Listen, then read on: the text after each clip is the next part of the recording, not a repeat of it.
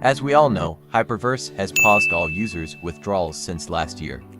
This really sounds bad. Hyperverse did not make an announcement. But what Sam Lee says about the Hyperverse. Let's see. Today, as Tammy has highlighted, I'm not a networker. I came into this industry through Bitcoin back in 2010.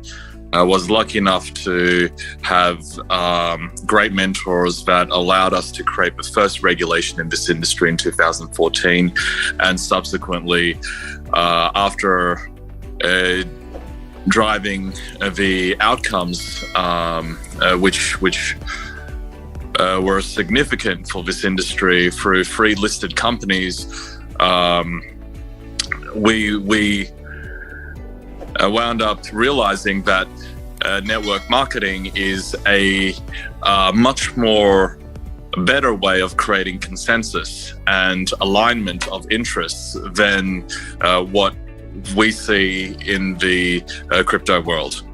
Because the easy money in this space is gone.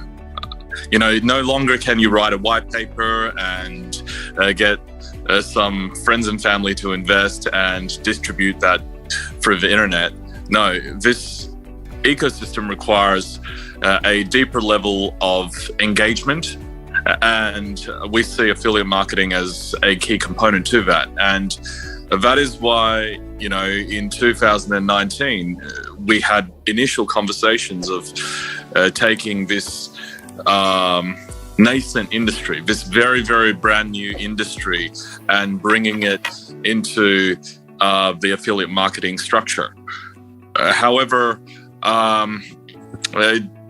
as Tammy mentioned, right, it's due to my lack of knowledge and experience that has led to this situation where the people I've trusted are not being transparent with me. And it takes time for these kind of situations to present itself. And it took also time for me to find someone like Gobi that I could fully trust. I'm here to drive a solution because ultimately we as leaders, as well as what I have done in this industry up until this date, all need to collectively sit down and take responsibility for what's happened. And we need to look at the scenario holistically. I'm learning a lot from Tammy, from Jackie, and to gain additional level of visibility that I previously have not ever thought was possible is a necessary first step. So in terms of where I want to take this ecosystem forward, that's a conversation that I want to park and talk about later. What I want to talk about now is how can we follow the money, you know, and find where the pieces are and connect them so that we could alleviate some of this confusion and mistrust that has been happening. Because just as I, as a technology expert, have been running hypertech groups since 2016, you know, this affiliate marketing system that was really kicked off in 2020 has dwarfed our past achievements. And now we have such a vibrant and passionate community here to bring more people into this great industry. But until we resolve some of these hurdles, right, I'm not here to ask people to do anything, right? I'm just here to hear people out, to understand the situation in its entirety first, in order to better be able to deal with the people that I have been interacting with on my side to really get some answers. So, yeah, in a nutshell, we all need to take some responsibility for, the success and the failures in this ecosystem. And it takes time. It takes time for me to really work with you guys, to follow the money, to find out where the assets are, and to deliver an outcome. So, I mean, if my presence is a net positive, then I hope to work continuously with you guys, and hopefully this is a step in the right direction, Tammy.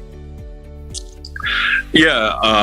So let's just go down memory lane. Hyper as a brand, and think of it this way, right? We have, both really, really awesome people who have contributed and continue to contribute and build great outcomes inside the Hyper ecosystem. That's without a doubt. An example of which is HyperPay, right? It is the custody solution for billions of dollars of assets in this industry.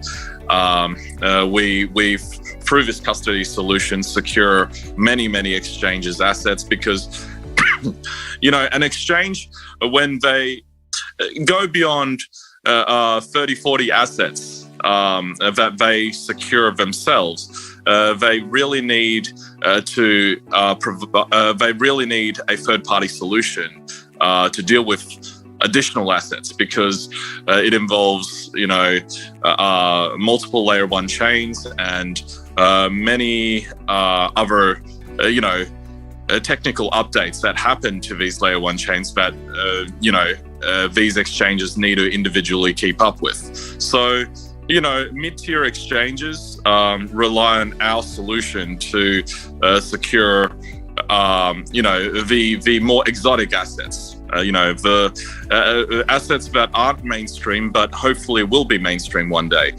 So as a bedrock of this industry, we've done a lot of things, but again, we can't be the ones, I guess just because we're driving many things in this space, we're not the ones that are securing all the assets on such exchanges. So who unfortunately is another victim of just mismanagement, and we've seen this time and time again. Exchanges that lack the regulatory or the compliance culture that is expected will tend to have an issue. And I say this time and time again: if it's not in your own wallet and you don't hold on to the private keys, then it isn't your asset. So many of you I know here understand that we were one of the earliest investors in Binance. We invested back in 2017. Now, I'm a great advocate for the great work that they have done in this industry, but even I would not leave my assets on Binance, because when you leave it on these exchanges, they're not your assets. Excuse me. We've seen this happen with FTX as well, as an example.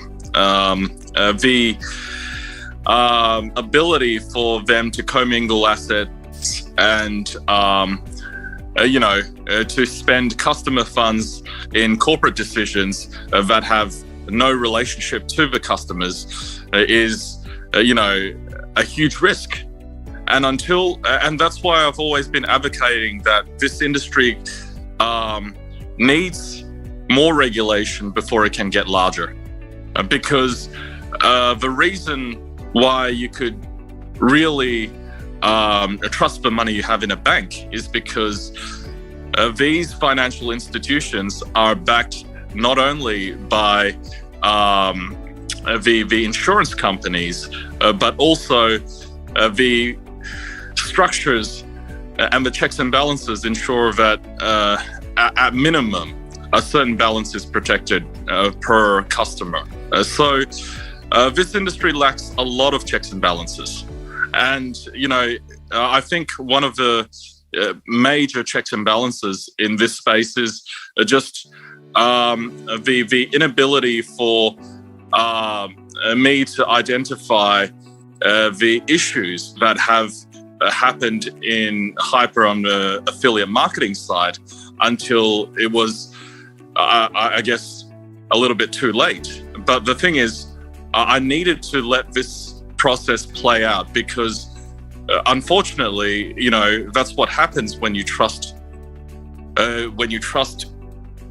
business partners that have been with you for so long. If I don't give them sufficient time to rectify everything with the community, then I'm not giving everyone a fair chance at receiving the outcome that they deserve. So, I've been very patient. Unfortunately, the patience hasn't paid off, and the issues that we're facing here is still outstanding. So, it's a tough decision, because I realize the amount of information I'm able to gather from just observing the community isn't going to be the same amount of information I'll be able to gather from, discussing with the community. This is why I'm here to open up the dialogue and to work with everyone here to find a solution that can help move us all forward.